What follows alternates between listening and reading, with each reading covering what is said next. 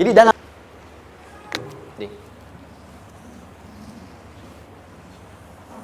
Oke. Ini materinya dahsyat ya. Penting sekali, saking pentingnya ini cepat habis tuh. Bismillah. Sekali lagi. Jazakallah khair. Ya, lebih kelihatan ya. Baik, yuk pelan-pelan. Yuk kita baca dulu ya supaya dapat keberkahannya dari dua surah ini. Saya bacakan, Anda ikuti ya. A'udzu billahi minasy syaithanir rajim.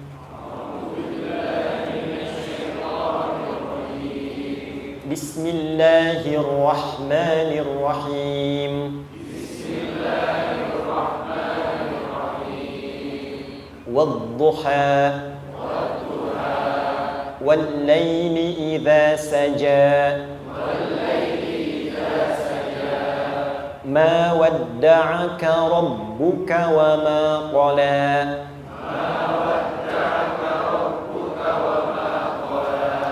ما ودعك ربك وما قلى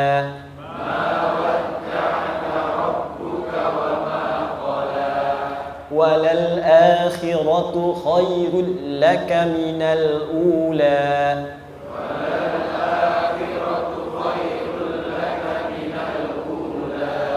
ولسوف يعطيك ربك فترضى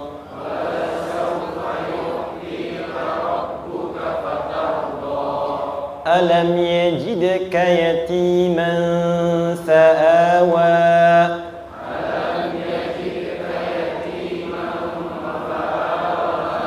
ووجدك ضالا فهدى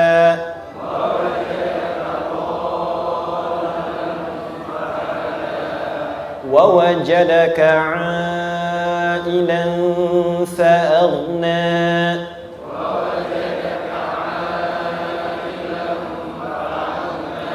فأما اليتيم فلا تقهر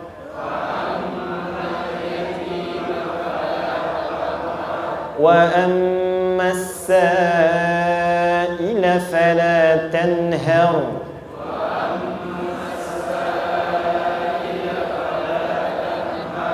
وأما بنعمة ربك فحدث.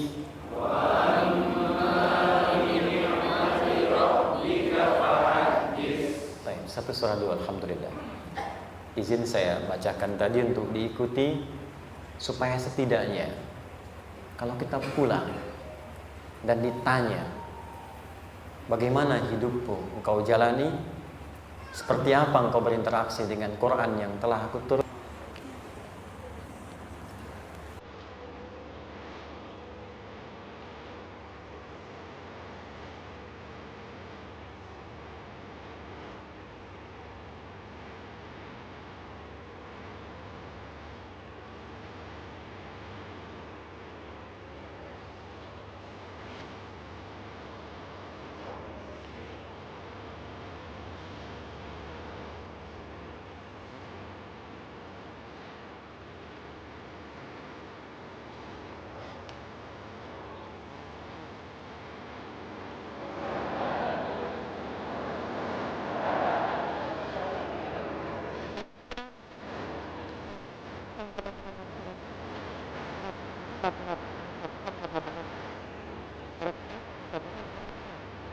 Ya, inni ra'aitu ahada asyara kaukaba wasyamsa wal qamara ra'aituhum li sajidin. Ayah, aku melihat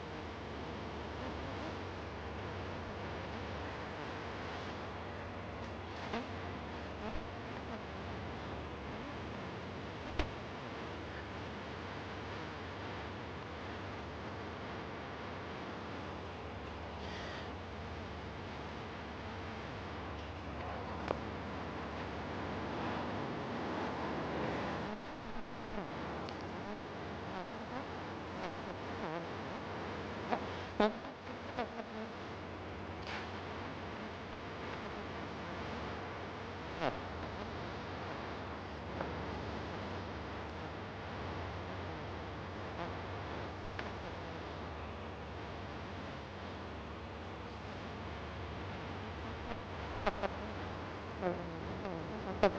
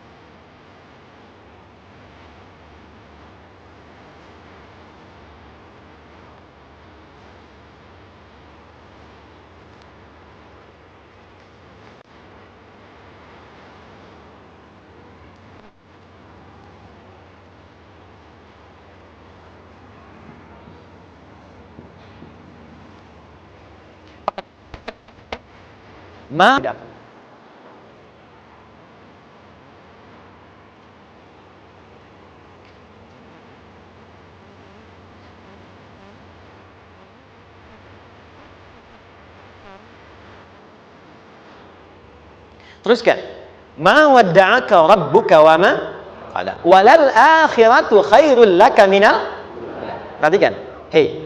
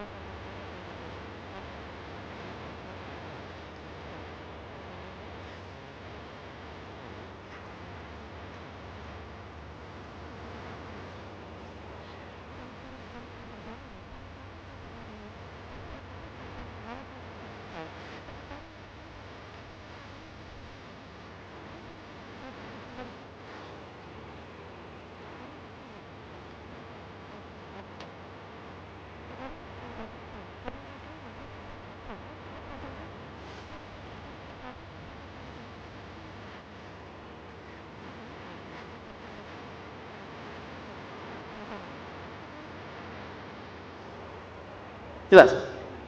Nah, secara psikologi, orang-orang yang selalu bertindak seperti itu akan selalu punya harapan lebih tinggi untuk menyelesaikan persoalannya. Jadi kalau sedang punya masalah, pikirkan yang dulu juga selesai, masa yang sekarang nggak selesai. Itu prinsipnya. Secara psikologis demikian. Jelas ya? Oke. Wa wajadaka dhallan fahada. Muhammad, dulu engkau pernah mengalami melihat masyarakat banyak berbuat yang tidak baik, aku berikan petunjuk. Kuncinya fahada di situ.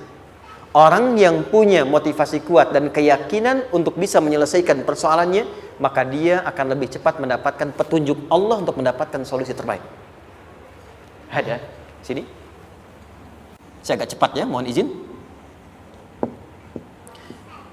Wa wajadaka 'ailan fa'aghna. Bahkan, maaf, bukan sekedar selesai, kalau perlu saya bikin kaya, kata Allah. Aghna itu kalau ilmunya luas. Kalau harta, hartanya banyak. Kalau kedudukan, kedudukannya tinggi. Hei, engkau yang sedang mengejar kedudukan, aku tahan sebentar karena ada yang nggak bagus untukmu di sini.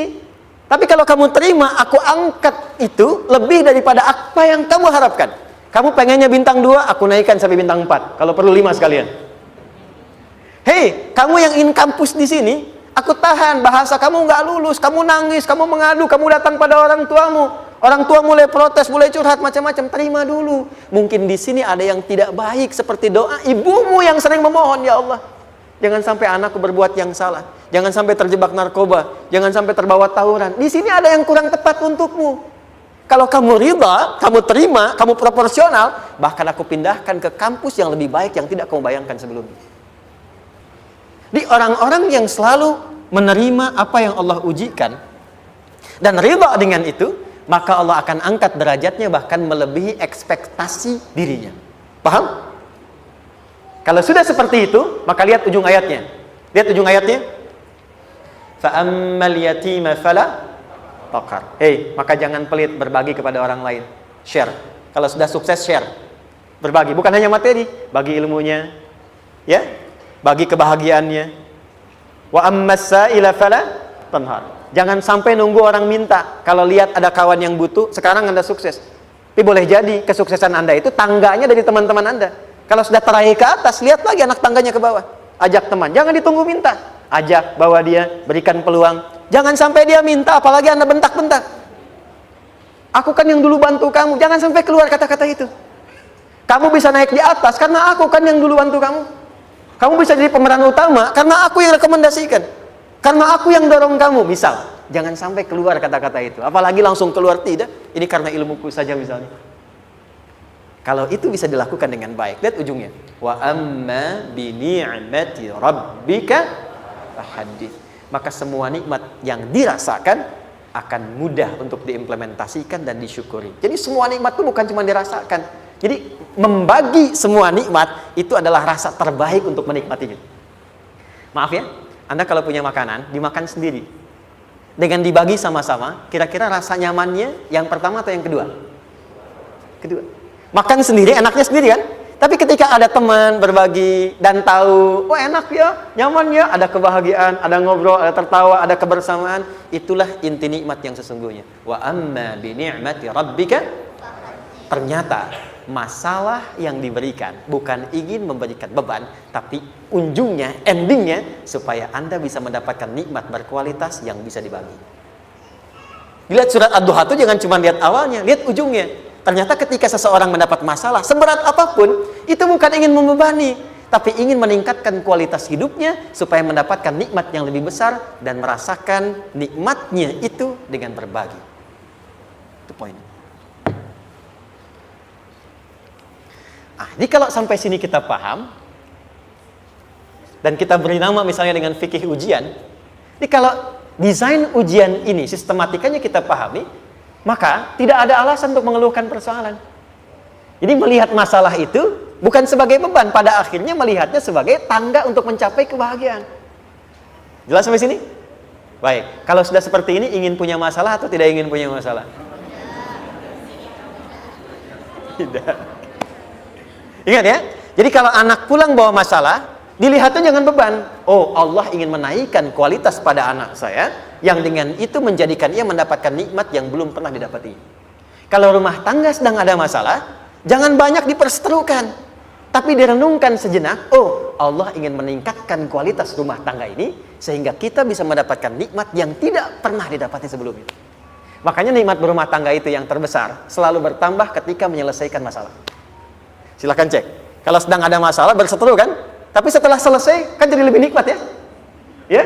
Lebih senang lagi, lebih cair lagi, lebih bahagia lagi, lebih mendukung lagi. Ternyata ada nilai-nilai kebaikan yang tersimpan yang belum disadari sepenuhnya. Pertanyaannya, kadang-kadang mudah diucapkan, tapi tidak mudah mempraktekkan. Bagaimana itu semua bisa ditempuh dengan baik, sehingga ketika mengalaminya, kita bisa tenang menghadapinya. Maka turunlah surah Al-Insyirah. Saya cepat.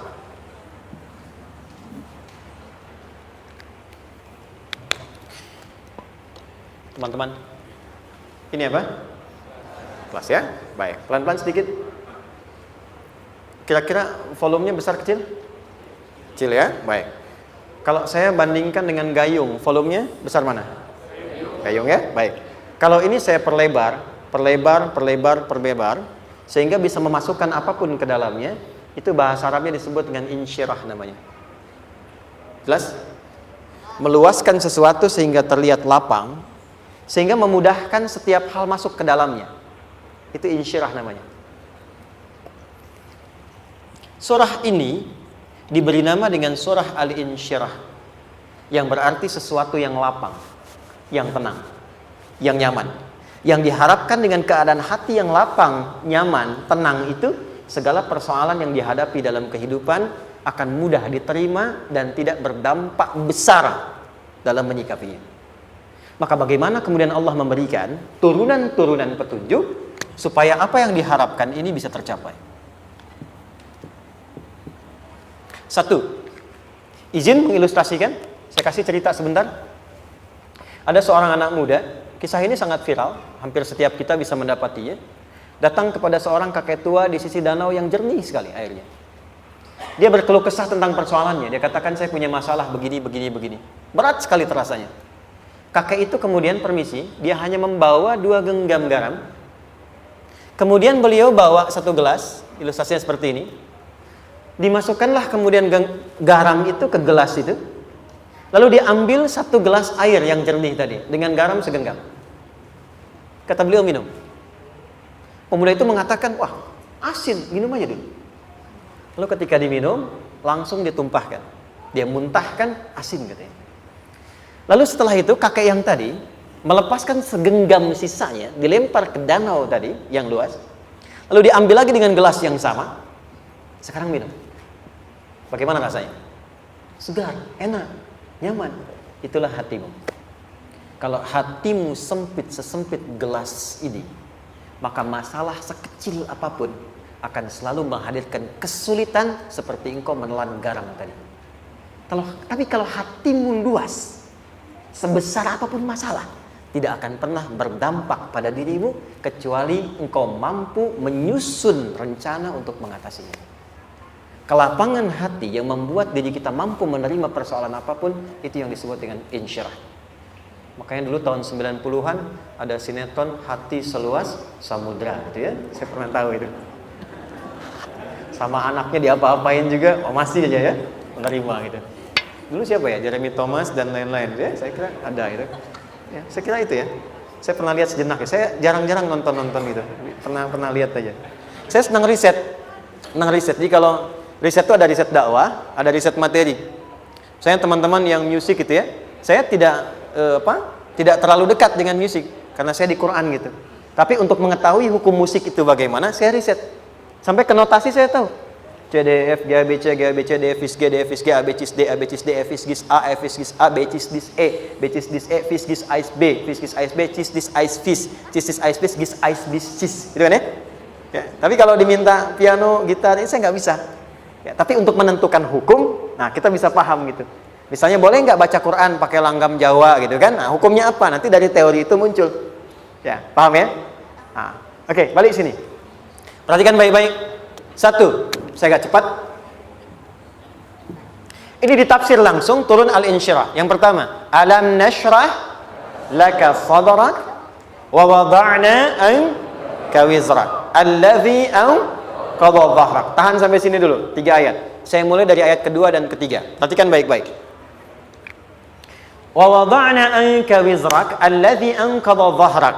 Artinya apa? Artinya satu beban yang diletakkan di pundak yang berpengaruh kepada semua bagian tubuh. Kita pernah melakukan atau melihat yang angkat beban ya? Beban kan semakin berat diangkat, semakin terasa ke bagian tubuh ya, ke semuanya. Nah, itu namanya wizrak alladzi anqadha dhahrak. Beban yang dipikul yang berat sekali sampai semua merasa. Makanya jadi satu ungkapan dengan mengatakan dia sedang memikul beban yang sangat berat. Sampai kepalanya pusing, tidur nggak nyaman, miring kanan, miring kiri. Itu namanya ya allazi anqadha dhahrak. Satu. Saya percepat, akan ada satu masa dalam hidup setiap hamba merasakan satu persoalan yang seakan-akan beban berat yang dipikul sampai merasa kesulitan dari ujung kepala sampai ujung kaki. Siapapun itu. Jujur ya, setiap kita tanyakan pada diri sendiri. Setiap kita yang ada di sini, saya yakin pasti pernah atau bahkan akan mengalami satu peristiwa yang merasakan beban berat sampai seakan-akan ujung kepala sampai ujung kaki merasakan sakitnya. Ada yang sudah mengalami atau bahkan nanti akan ada yang melalui. Perhatikan baik-baik. Teruskan ayatnya. Wa rafa'na laka. Perhatikan. Kalau ada yang sedang merasakan itu, yakinlah kata Allah, pada saat itu sesungguhnya Allah sedang mengangkat derajatnya dan meningkatkan kualitas hidupnya untuk mencapai sesuatu yang istimewa yang belum pernah diraihnya. Dari sini kita buat persamaan. Ujian. Tadi kan? Berbanding lurus dengan harapan. Banding lurus dengan solusi nanti pada akhirnya. Fokus. Lulus di sini, insya Allah setiap persoalan akan lebih mudah untuk diatasi. Ujian, seberat apapun yang sedang kita alami, tidak akan pernah diberikan kepada kita oleh Allah, kecuali ternyata hikmahnya untuk mengabulkan harapan-harapan besar yang sebetulnya kita mintakan. Jujur ya, setiap kita kan sering punya permohonan ya, sering berdoa ya, ya Allah minta ini, minta itu, minta ini, minta itu, gitu kan? Nah, cara Allah mengabulkan harapan kita itu, yang pertama, jalurnya lewat ujian. Karena semua kesuksesan itu, desain dasarnya adalah melewati ujian. Coba, anak-anak kita yang sedang sekolah itu, apa mungkin diwisuda dengan penuh kebahagiaan kalau nggak mengalami ujian? Lewat ujian dulu kan? Dia belajar dulu, ujian dulu, ngatasin soal dulu, lulus, baru wisuda. Apakah mungkin akan dapat IPK 4 yang diharapkan kalau tidak mengalami ujian? Belajar dulu, ya kan? Ada waktu, sempat dia bangun malam, siang, dan seterusnya belajar, keringat dan sebagainya, baru bahagia kan? Dan ternyata belajar itu untuk diwisuda. Sebab kalau kita tidak belajar, mustahil dapat wisuda. Kalau tidak lewat ujian, mustahil dapat ijazah. Karena ternyata harapan itu, hukum dasarnya dalam berkehidupan, bisa diraih dengan melewati ujian. Ini poinnya. Jadi mohon, kalau sedang mengalami sebuah peristiwa, dan kita harus menghadapi itu, coba renungkan, sebetulnya pernah berdoa apa sampai kita mengalami itu, sehingga dengan jalan itulah sebetulnya Allah ingin mengabulkan harapan yang dulu pernah kita mintakan. Jelas? Oke, satu. Yuk turunkan rumus ya pelan-pelan. Quran surah kedua ayat 286. Ini kesini dulu baru nanti kita balik lagi. 2 Al-Baqarah ayat 286. La yukallifullahu nafsan illa usaha. Tahan sampai sini. Lihat baik-baik. Hukum yang pertama. Hukum pertama. Allah tidak mungkin menguji seorang hamba di luar batas kemampuannya. Jadi kaidah yang pertama tadi, kalau kita sedang diuji, sebetulnya ada harapan dan doa yang pernah kita mohonkan dan Allah ingin mengabulkan itu, jalan pertamanya adalah ujian. Tapi adilnya Allah, tidak akan pernah kita diuji kecuali sesuai dengan kemampuan kita. Jadi kalau nggak mampu, nggak mungkin diberikan ujian. Ingat ya, kalau tidak mampu, tidak mungkin diberikan ujian. Artinya harapan yang kita mohonkan pun akan sesuai dengan kemampuan kita. Jadi kalau kita minta sesuatu nggak mungkin bisa menggunakannya, nggak akan dikasih. Nah, balik ke sini untuk memberikan ketenangan kepada hati kita. Kalau sedang menerima persoalan, setelah kita mengatakan, oh ini mungkin ada harapan yang ingin saya dapatkan, jalannya lewat sini. Untuk memberikan ketenangan kepada hati, begitu persoalannya tiba, langsung katakan pada diri kita, saya pasti bisa menjalaninya. Mustahil saya diuji kalau nggak mampu menjalaninya. Itu bahasa singkatnya. Ingat ya? Kalau ingin mudah menyelesaikan persoalan, kata Quran, setiap ada ujian, langsung katakan pada hati kita, insya Allah bisa. Nggak mungkin saya diuji kalau saya nggak sanggup. Jelas? Dan tanamkan itu pada hati yang paling dalam. Ini nggak mudah. Kalau cuma disimpan di pikiran, jadi beban. Tapi kalau Anda tanamkan dalam hati, seberat apapun masalahnya, pasti saya sanggup, pasti saya bisa. Pernah lihat dulu ada acara 90-an Benteng Hattori? Oke? Benteng Takeshi ya? Takeshi ya, gitu kan artinya kan bisa jawab ya. Saya tahu Ninja Hattori mendaki gunung lewati lembah, ya tahu ya. Son Goku, Son Gohan, apa? Saya tahu itu. Son Goku, Kamehameha, Piccolo itu yang nulisnya Suzuki Watanabe, saya tahu itu. Benteng Hattori, balik lagi ya. Benteng Takeshi ya. Puncaknya kan main pakai itu kan, pakai tank ya dan sebagainya. Tapi pernah ingat gak satu episodenya itu? Begitu akan bertarung, kan selalu ada motivator di sampingnya itu mengatakan, ayo kamu bisa, gitu kan? Dia nggak ngaji Quran tuh, kita punya ayatnya. Pernah nggak? Buka lagi ya dulu ya. Oke. Korea, kenapa bisa nyusul Jepang? Salah satunya, waktu Jepang itu maju, setiap di Korea itu ditanamkan dari mulai anak-anak TK-nya. Kita harus lebih daripada Jepang. Sejak anak-anaknya TK. Itu ditanamkan betul. Kita bisa, kita dari TK. Sehingga ketika di sana bikin Honda, sini Hyundai. Hyundai kan dibacanya Hyundai, ya kan? Sana Honda, sini Hyundai gitu. Di apapun yang dibuat Jepang, Korea harus lebih unggul. Itu ditanamkan dari awal. Bisa. Kita itu sekarang punya ayatnya. Jadi kalau sedang punya masalah seberat apapun, katakan pada diri kita, insya Allah bisa. Gak mungkin diuji kalau nggak sanggup. Bisa insya Allah. Bisa. Kenapa mah? Bisa. Jelas? Oke. Sudah di situ teruskan. Lanjutkan. Warafa'na laka dzikra. Teruskan. Fa inna ma'al usri. Nah, ini poin terbesarnya. Fa inna ma'al usri yusra. Fa huruf yang menunjukkan sesuatu berlangsung dengan cepat. Inna di ilmu nahwunya berbunyi begini, di gramatikal bahasa Arab. Harfu nasbin wa taukidin, tansibul isma wa tarfa'ul khabara, mabniyun 'alal fathi la mahalla lahu min al-i'rab. Paham? Tidak. Inna huruf yang digunakan untuk menguatkan informasi agar ditancapkan ke dalam hati sekuat-kuatnya dan jangan pernah ragu. Jadi kalau orang Arab tuh nancapkan tongkat begini dan kuat, tidak goyah, itu nasab namanya. Nasabar rajul asahu fil ardi. Inna ini harfu nasab. Jadi kalau ada di Quran dibuka informasinya dengan inna, maksudnya begini, hei, tancapkan informasi dalam hatimu dengan kuat, jangan pernah ragu. Yakinkan pada dirimu.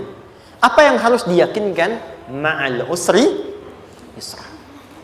Inna ma'al usri yusra. Usrun sama dengan yusrun. Lari ke sini. Oke. Apa artinya usrun?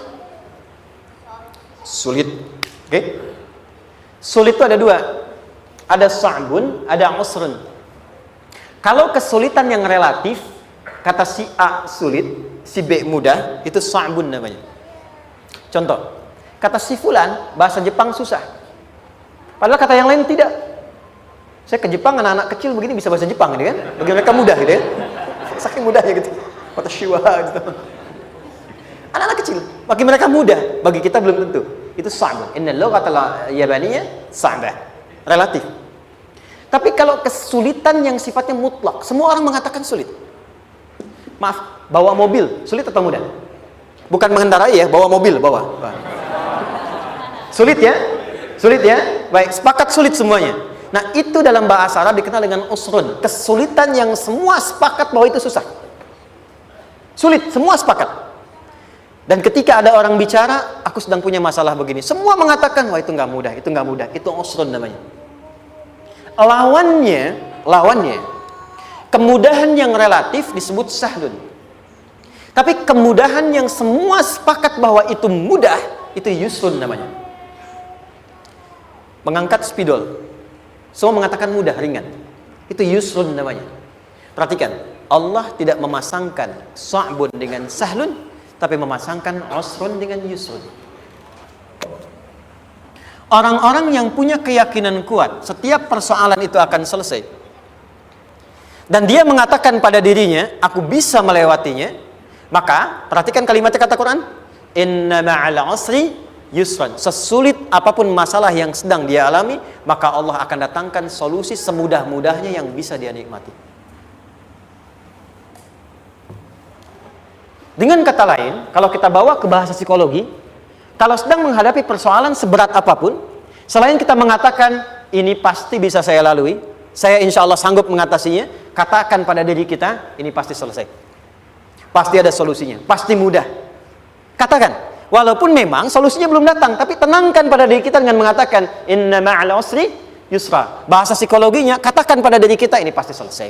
Gak mungkin gak selesai, pasti ada solusinya, pasti mudah. Itu lebih memberikan harapan pada diri kita untuk menuntaskan persoalan dibandingkan dengan meratapinya. Jelas? Teruskan. Fa inna ma'al usri. Kalau masih ragu kata Allah, katakan lagi sekali lagi. Sampai hati kita merasa nyaman. Jadi kalau sedang punya persoalan seberat apapun, tanamkan pada diri kita, pasti selesai. Belum nampak, insya Allah pasti selesai. Gak mungkin diuji kalau gak ada solusi. Itu lebih memberikan harapan. Setelah itu, fa idza faraghta, mitigasi masalahnya, mitigasi persoalannya. Tuliskan, ini masalahnya apa? Rumah tangga, apa saja misalnya. Dia ada suami, ada istri, ada anak-anak. Masalah ada di mana? Kadang-kadang menangnya jadi kusut karena satu-satu nggak segera diselesaikan. Maka kata Al-Quran, fa'idha faraghta, satu-satu mitigasi dulu. Satu masalah di sini, lihat di suami, lihat di istri. Kalau pekerjaan, masalahnya apa? Sebelum bercabang kemana-mana, petakan. Apakah rekanannya? Apakah relasinya? Apakah kemampuannya? Apakah manajerialnya? Apakah marketingnya? Mitigasi, kotaki semua, selesaikan satu-satu. Setelah itu, apa yang dilakukan? Wa ila rabbika, tawakal sepenuhnya kepada Allah untuk menentukan hasilnya. Tawakal itu yang paling mahal.